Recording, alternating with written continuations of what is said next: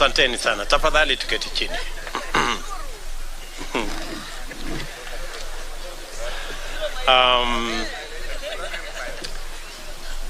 Of course you agree with me that I am overwhelmed. This is a moment like no other. And let me first take this opportunity to thank the Almighty God. Yes, it is God. I say it is God. Without God, we wouldn't be here.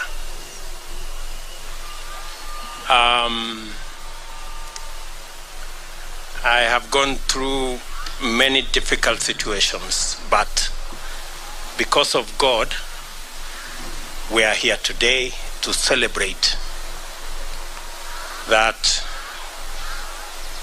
today the people of Kenya have made a choice, and that choice has been confirmed by our judiciary. Let me first and foremost say we are truly grateful as a team, as the Kenya Kwanza team. We are grateful to God because we have come a long journey. We have worked hard. But as the Bible teaches us in Proverbs 20 verses 7, that some trust in chariots and others trust in horses, but we trust in God. It's not the waking up early. It is not the working long hours. It is the favor and the grace of God that has gotten us here. And we are acutely aware of that. Let me also, in a very special way, thank many people who have prayed for us from across the religious divide. Many people have prayed for us. In fact, I said on the day I was given the certificate, I said we were prayed into victory. I want to thank many people who prayed across this country. Many people fasted, and we are truly, truly grateful. And I want to say to the people of Kenya and to those who have made effort to get us here that we will not let you down. We will work hard and we will not let you down. Let me also, in a very special way, thank my friends, starting with my wife Rachel, who prays for me every day. Before I leave the door from that house behind me, she always holds my hands and prays for me. And my children,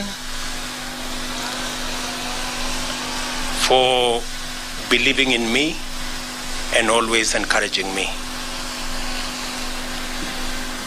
Very special thanks goes to my friends seated here, the people we started this journey with, under very difficult circumstances. I know many of you have suffered because of being my friends. Many of you have been taken to court. Many of you have been harassed, your children, members of your families. The only crime is that you chose me as a friend. I don't take it for granted that you are my friends.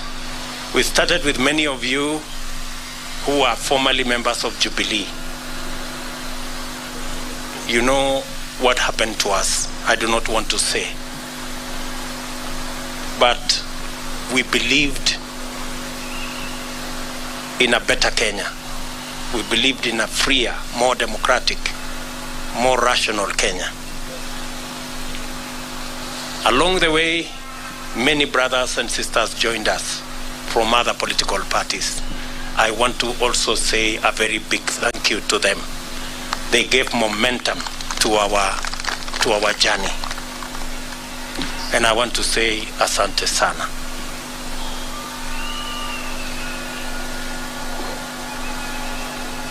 Let me also congratulate and recognize and appreciate the people of Kenya who believed in us. They went out of their way. Under very difficult circumstances, they believed in us. They listened to us. You know, the legendary Mamamboga and Boda Boda guys, they are the heroes of our campaign. They defined this election. They were the embodiment of our quest for a better economy for our Kenya, for our country. The millions of Kenyans who believed in us. Today, by voting for me, the millions who woke up early to go and vote, they have not only voted for me, but they have opened doors and gates for their own children in every village, in every neighborhood, knowing very well that their children as well can become leaders. And every child is free to dream, and every child is free to aspire to any office. And working hard, believing in God, they can get wherever they want to go. I think my election opens possibilities for all our children, irrespective of their background, irrespective of where they come from, irrespective of their financial status. But this afternoon, with the unanimous decision of the Supreme Court of Kenya, our lengthy, suspenseful, and protracted election has come to an end. My fellow presidential candidates and I made our respective cases before Kenyans and submitted ourselves to their sovereign decision at the ballot. After the results of the votes were declared, it was taken up before the Supreme Court for scrutiny to make sure, beyond all doubt, that the will of the people had prevailed. The court returned its verdict, and I welcome it with tremendous humility. I salute the judges of the Supreme Court who have performed their duty with utmost fidelity to the Constitution. They listened to all parties, considered all issues, applied the law, and demonstrated their learning, impartiality, and patriotism.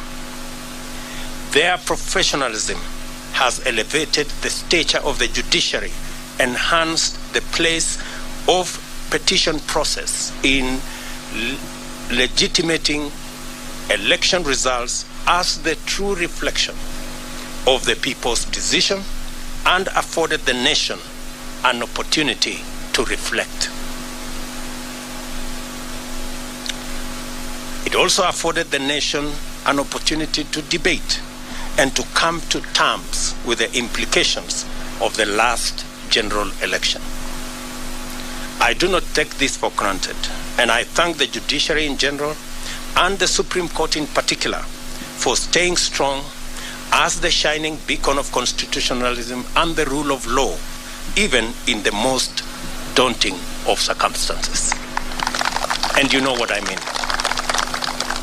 The Supreme Court scrutinized, examined, and dissected and tested the declaration of the Independent Electoral and Boundaries Commission against the high standard established by the Constitution.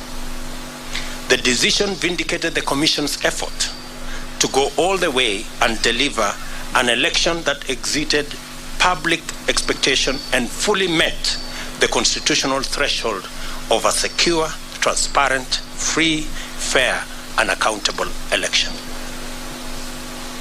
The return of a unanimous decision on all the 9 issues confirms the fidelity of the IEBC to both the law and the Constitution. I therefore commend the Commission for their noble achievement at tremendous and regrettable cost to serve the people of Kenya by ensuring that their sovereign will is upheld. As I do that, we are all aware that there are men and women who lost lives in this election when they shouldn't. There was blackmail, threats, intimidation, and all manner of attempts to subvert the will of the people. The IEBC stood firm. The judiciary has vindicated the IEBC. This appreciation takes us to the point of proper appreciation of the just concluded legal process. Many of our supporters were a little unhappy about the delay, and some might have been tempted to impute bad faith in the petitioners who they say they saw to be taking advantage of the law to frustrate their wishes as expressed through the ballot. A lot of this anxiety is the result of long-standing suspicion of national institutions, especially when political contestation is involved. The Constitution of Kenya 2010 has done a lot to create comfort in institutions and the rule of law, and we continue to make encouraging progress on the path towards becoming a higher trust society, standing fully on its constitution. It was therefore perfectly legitimate for the petitioners to go before the Supreme Court to have their questions answered, doubts assuaged, and fears allayed. By exercising their constitutional right to take advantage of opportunities to establish the truth, the petitioners tested the result and inscribed upon it the highest stamp of judicial, legal, and constitutional approval. Our electoral and judicial institutions have won, and the Constitution has asserted itself and prevailed. My esteemed competitors now have a credible basis on which to consider the outcome, and we are vindicated by the choice of the people of Kenya. The court's decision completes the loop of institutional stewards of the rule of law, entrench our Constitution, and express the sovereign will of the people who have articulated themselves quite eloquently, directly, and through their constitutional institutions. I congratulate all patriotic Kenyans who presented themselves as presidential candidates. It is not an easy decision, and a national campaign is not a walk in the park at best. I want all of you to know that your effort is acknowledged and deeply appreciated. Wahiga Mwaure and Ruth Musheru, George Wajakoya and Justina Wamai, the Honorable Raila Odinga and the Honorable Martha Karua. May the spirit of love for country and selfless service lie long in your hearts, and may Almighty God always remember you. Competitive electoral politics can make and has made our politics an arena utterly devoid of grace. This fills the life of political candidates with loneliness, worry, and exaggerated sense that the stakes are do or die, and elections therefore matters of life and death.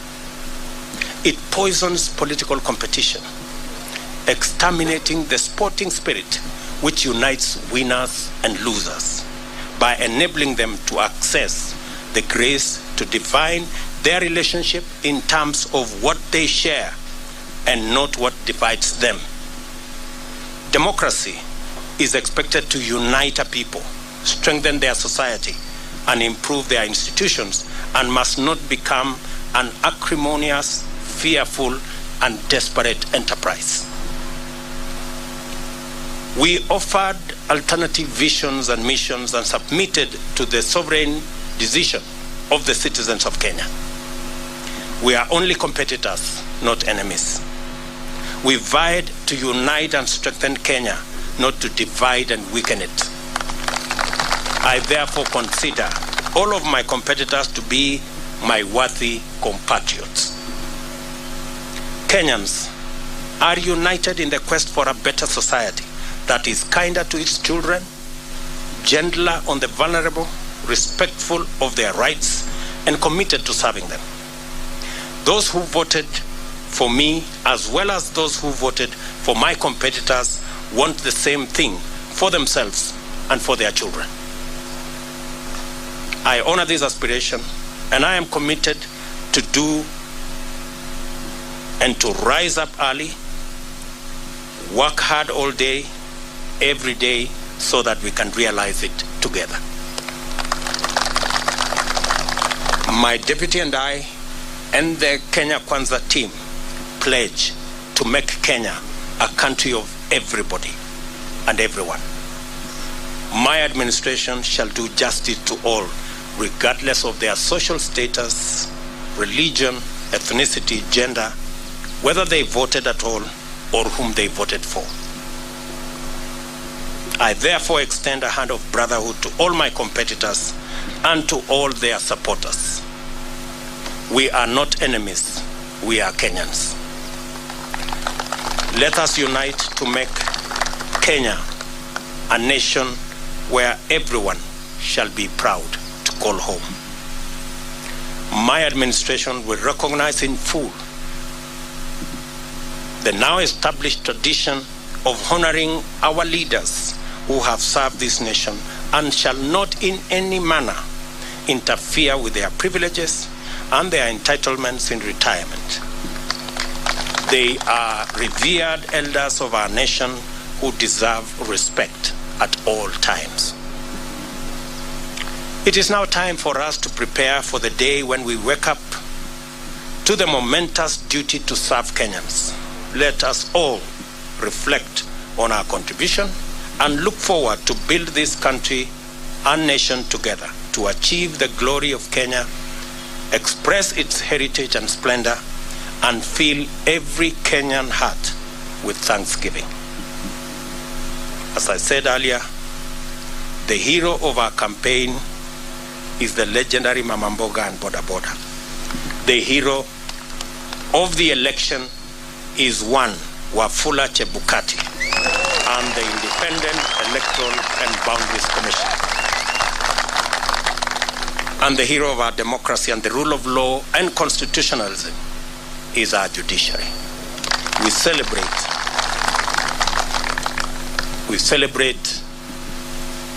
all Kenyans, and I pledge and commit to work as the Kenya Kwanza team in making sure that we take Kenya to the next level. I will be making a much more comprehensive statement further down the road. I thought I should recognize everybody who has made a contribution towards this success today. As I said, it's not about me and my good brother Gachagua and the leaders who are here. It's about all millions of Kenyans who have made a contribution to us getting where we have. I will shortly be putting a call to my good friend, President Uhuru Kenyatta.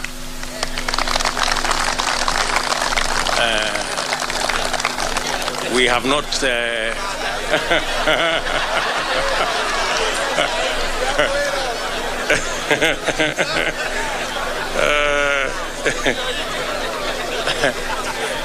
We have not.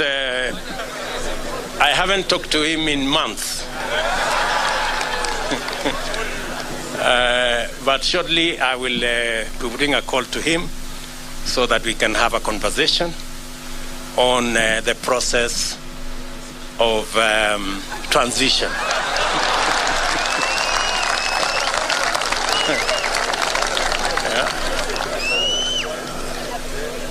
Yeah. I know he worked hard in his in his own way, but the people of Kenya have made a decision,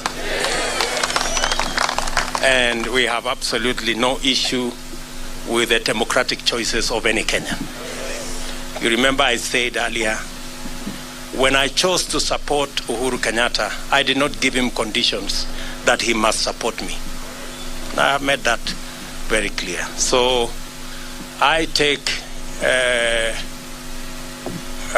no offense at all that he decided to choose and support somebody else. And therefore, we will remain friends as we have been in the context of where we are. And, and we look forward to building on the foundation that's already there in the many issues that I worked with him, and be able to take Kenya to the next level in the many things that we would have wanted to do that we did not do. We are a very responsible people. Government is a continuous enterprise, and we will complete all the projects that have not been completed, as we have said, and we will build on that foundation the programs that we have committed to the people of Kenya, and we will hit the ground running because we are aware of what we need to do. I will also be putting a call to my worthy competitors, beginning with Raila Odinga, my worthy competitor, with his Azimio team, so that we can begin to contextualize how we are going to work together for the people of Kenya. Those of us who will be working from the executive, and the Azimio team who will be working from the opposition.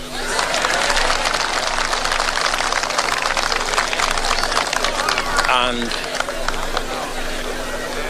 as I committed to the people of Kenya, I believe in the rule of law. I do not believe in the handshake stories.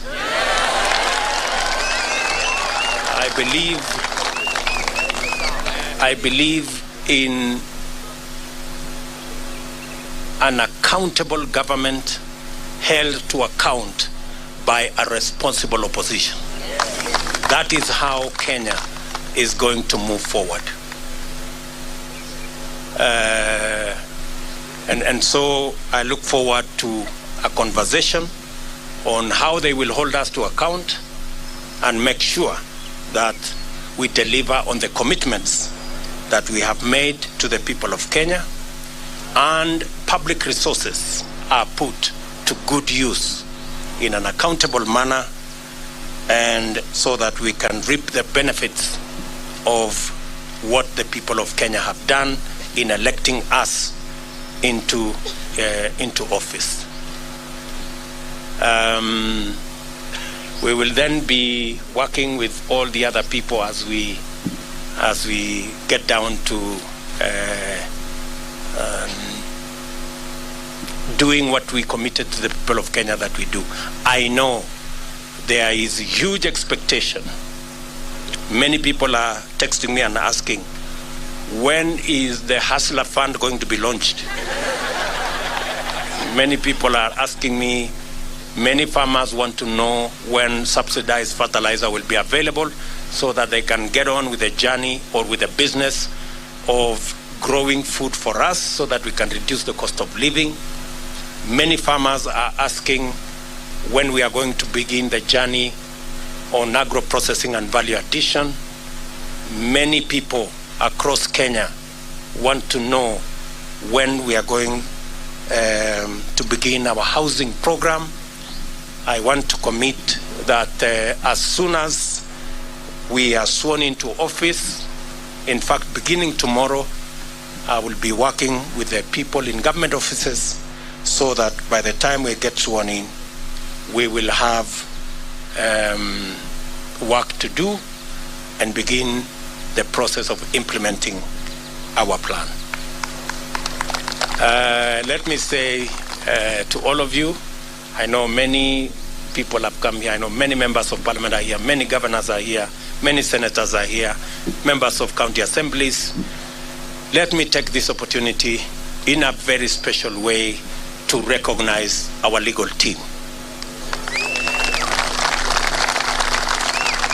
led by Senior Counsel Fred Ngatia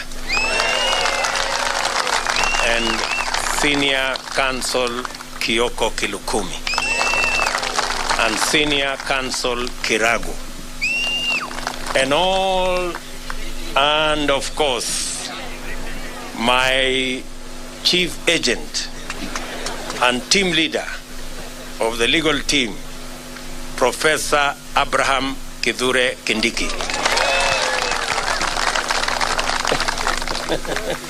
And all the senior lawyers here, let me not mention all their names. We had the best legal team anybody could assemble. And we are very proud of you, ladies and gentlemen. Thank you very much for protecting our victory and for doing your bit. I remember when I talked to them, I told them those of us who are politicians have done our bit. We handed over the baton to them, and I told them they should not drop the baton. And they brought it home in one piece, and we want to celebrate them. Tuwapige makofi jameni hawa makofi.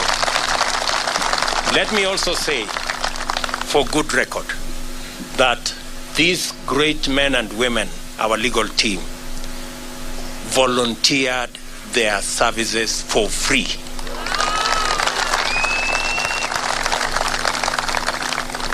It is amazing that they said this is a patriotic duty they are doing for their country. And they were going to donate their time, their intellect, their professionalism to make sure that they do that is what is right for Kenya. Ladies and gentlemen, I sincerely appreciate on behalf of the Kenya Cancer team your sacrifice, your contribution, and your commitment to this journey. Asanteni sana. Of course, there are many volunteers.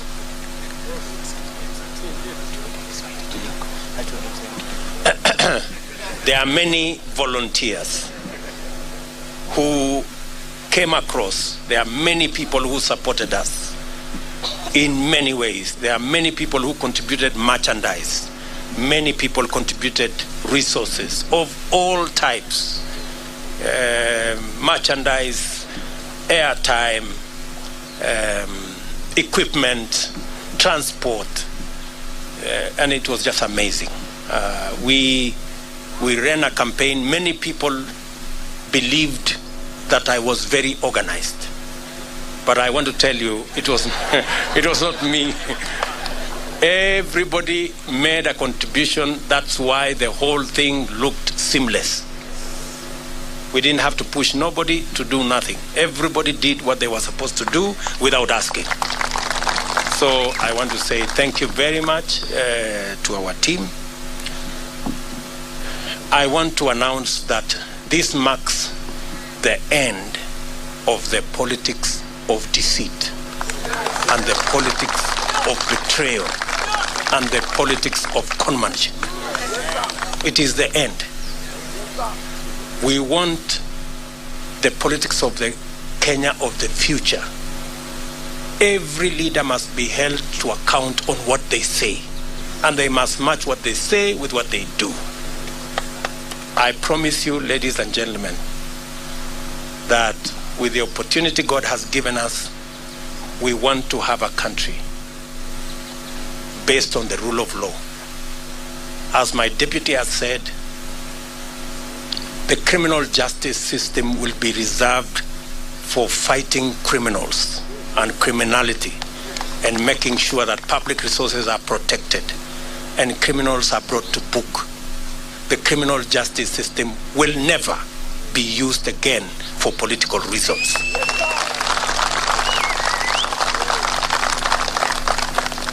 Let me say it again. The criminal justice system will never be used again against those who have a contrary view, political view to ours. I want our competitors to rest assured that though the rest of us have been subjected to threats, blackmail, intimidation, and unnecessary fights, I commit that under our administration, nobody will be vilified or victimized or prosecuted for holding a contrary political view from ours. This is a democratic country, and we want to remain so. Our competitors have nothing to fear, like the way many of our supporters have had everything to fear for being our friends or for holding a contrary view from those who wielded power.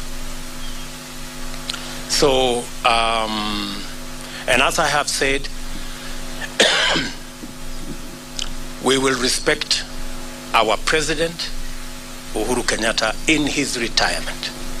We will give him the respect and dignity a former head of state deserves. We are honorable people. We are not petty, and we are not jealous. He has done a good job, and he will have his place in the history of Kenya. So nobody should peddle any falsehoods or that we harbor anything against the President of Kenya. When our good friend Raila Odinga retires also, we will give him the respect he deserves as a Kenyan leader who has made a huge contribution to the democracy of our nation, and every other leader that deserves respect. So to all our friends out there, we want to grow a nation. We want to build a society that is based on the rule of law and respect for our elders. So let me leave it there for now. The rest of the things we are going to say, I will take maybe one or two questions so that we can conclude this press conference. Na nitasema kwa Kiswahili, nitajibu maswali kwa Kiswahili. Sisi tumekubaliana? Kama mnataka niseme Kiswahili kidogo, nimesema ya kwamba kwa niaba ya team ya Kenya Kwanza tunamshukuru Mungu kwa sababu ya kutupatia ushindi. Hii ushindi si ya William Ruto na Gachagua, ni ushindi wa mamilioni ya Wakenya walioamka asubuhi na mapema kupiga kura ili hata na watoto wao waweze kupata nafasi ya kuwa na ndoto ya kuwa viongozi katika taifa letu la Kenya. Nimesema vile vile ya kwamba tunawashukuru wale wote, hasa IEBC ambayo ilisimamia uchaguzi katika taifa letu la Kenya. Mbali na changamoto za makomishona ambao waligawanyika pale mwisho, IEBC ilifanya uchaguzi ambao ulikuwa wa huru na haki, na kila Mkenya ametosheka. Ma-MCA wamechaguliwa, wabunge wamechaguliwa, maseneta wamechaguliwa, magavana wamechaguliwa, na leo mahakama ya upeo imeidhinisha uchaguzi wa rais pamoja na naibu wa rais, kumaanisha kwamba IEBC ilifanya kazi ya muhimu. Na nimesema shujaa wa uchaguzi huu ni Wafula Chebukati na makamishna waliohakikisha ya kwamba uchaguzi huu haujapatilishwa na watu ambao walikuwa na njama ya kuharibu uchaguzi wetu. Nimesema vile vile tutapata nafasi kama viongozi kuongea na rais wetu ambaye anaenda kustaafu, ili tuweze kupanga mambo ya kukamilisha succession kwa njia na taratibu ambaye iko na heshima.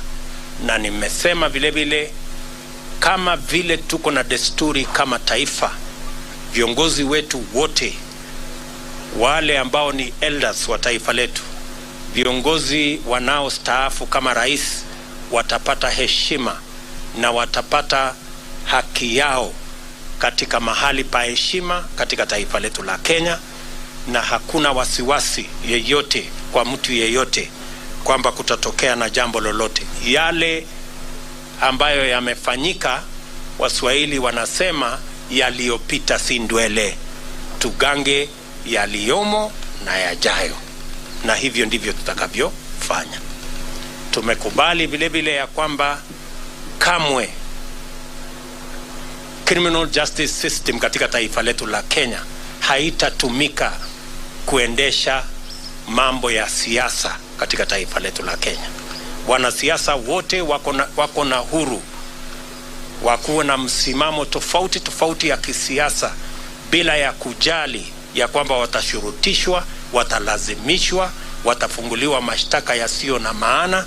Hiyo haitafanyika katika taifa letu pale tukiwa viongozi katika taifa letu la Kenya. Wananchi wengi wameangaishwa, wamesumbuliwa, wamefanyiwa mambo mengi kwa sababu ya misimamo yao ya kisiasa, na tumesema haya mambo tutayakomesha. Tunataka kuwa na nchi ya demokrasia, mahali maoni ya kila mtu ni ya muhimu na hakuna mtu atashurutishwa kuwa na msimamo mmoja ama msimamo mwingine. Any questions, good people? Thank you very much. I don't think you have any questions. Uko na swali ya kusema nini? Sema jina. Thank you so much, Your Excellency. Congratulations on your win. My name is Ibrahim Karanja. I work for NTV. Yes, you have right. repeatedly said during the time the IEBC declared you as a winner, and even now when the Supreme Court has upheld your win, that you will work your government and with the opposition to the extent that it remains in the opposition. From where you sit, how should Kenyans take then your move of incorporating members of parliament who were elected in what were opposition parties in the election? Thank you so much. Thank you very much. You know, as I have said, there are many people who today are in Azimio, not because they want to be.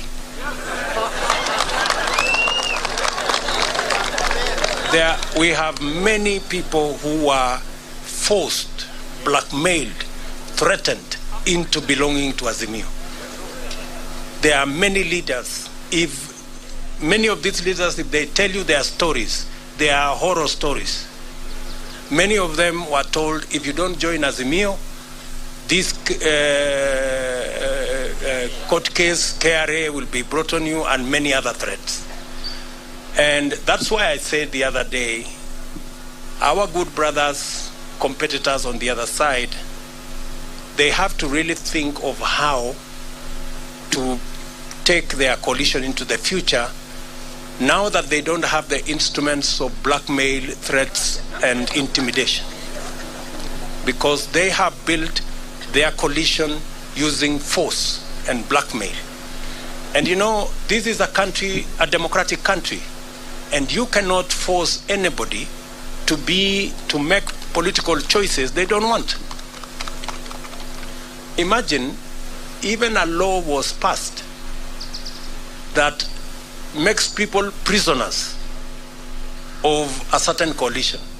That once you sign a piece of paper here, and they make sure you sign that piece of paper at night when the lights are switched off.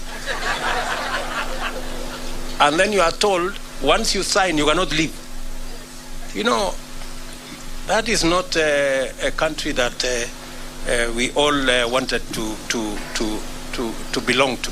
So there will be people who will want to join Kenya Kwanza, and you know, a majority of the people who have decided to come and join Kenya Kwanza actually were people who we were together before. They were just boxed into a corner, threatened, blackmailed, and told they must belong to a different formation. So, because we are a country of free choices, yeah, I want you to know that we will have an opposition in Kenya. There will be no handshake like the one we witnessed before, that creates a mongrel of a government where nobody knows where the line is. That one will not happen. But there will be people who will choose because of preference, because, for example, I'm sure maybe you're talking about Ali Roba and his team. Ali Roba and his team are members of Jubilee. We were together. Or Kiraitu Murungi for that matter. These are people we were together. They were just told, you must be here, otherwise X, Y, and Z will happen. Now that we are breathing fresh air and freedom has arrived, they are now, they can now make the choices. Thank you very much. Any other question? Yes, my good friend. Mpatie ule microphone.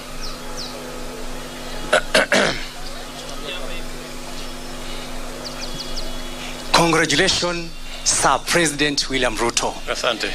My name is Kevin Mihona from Mwangaza TV. Yes. Your Excellency President, there are young men like us who had some different thought about the verdict of this ruling with the court. What would be your encouragement to them? They are burning. I've been from the streets of Nairobi, and some of them are burning. Kindly tell them a word of hope. Thank you. As I have said, two things. We are a democracy. And in a democracy, the majority have their way, the minority have their say. Number two, I have said here, the administration we are going to run is the administration that is going to serve all Kenyans, irrespective of whether they voted at all or whoever they voted for. We are going to serve the people who voted for us and those who did not vote for us, because we are going to run the government of Kenya. And the government of Kenya is going to be the government of Kenya for all Kenyans. So they have absolutely nothing to worry. Nothing to worry. We are going to serve all Kenyans equally. Yes?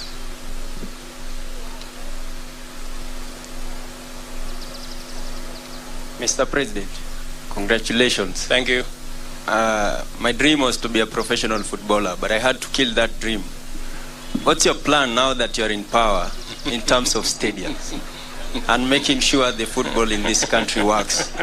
Because there are so many dreams out there have been killed because of individual selfish reasons. What's your plan on that one? The same way the people of Kenya have made my dream a citizen from nowhere come true. As I have told you, I will work hard. You have read our manifesto on matters to do with sports, and we will work hard to deliver on our commitment so that people like yourself and many more who have dreams and their dreams stagnated or died because there was no opportunity, that we create that opportunity so that people like yourself or even other people who have aspirations like yours can also attain or make their dreams come true. That's how. Yes, one last question. Yes, give. Yeah, my name is Ken Yes. Jenga Wambui from Minoro TV. Yes. We understand that from the Constitution, Chapter 9, Article 141, the President shall be sworn in the first Tuesday after 7 days.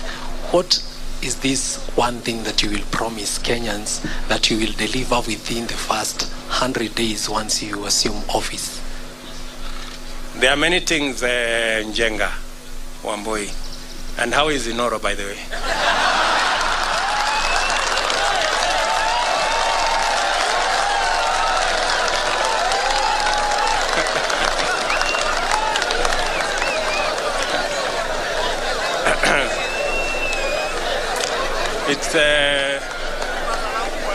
It's good to have you around, and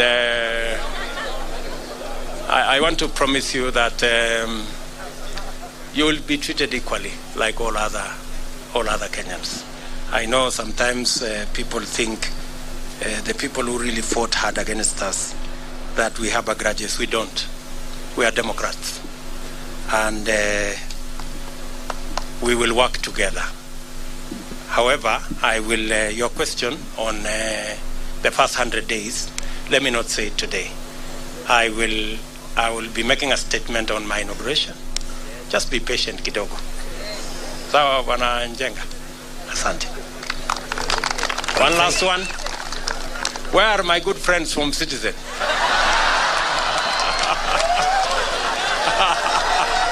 Citizen.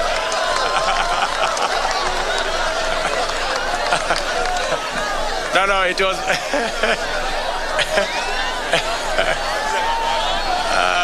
Citizen. Where are they? Hawako. It's okay.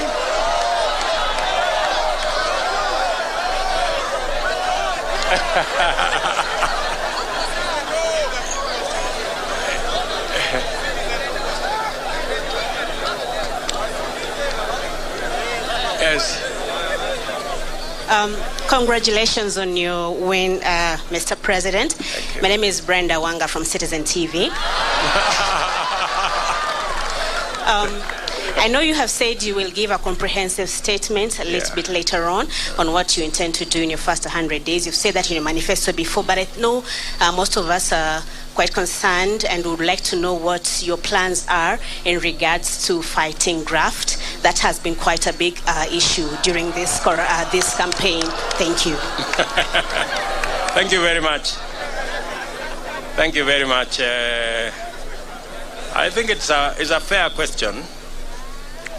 And how is my good friend Leto, by the way?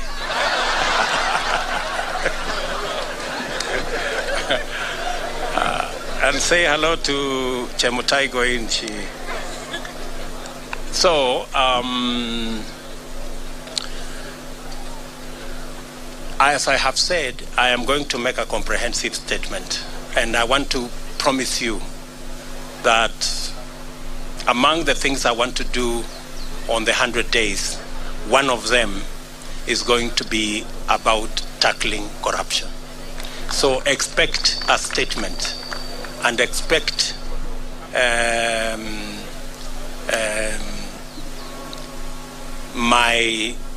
are two things that I said in the manifesto.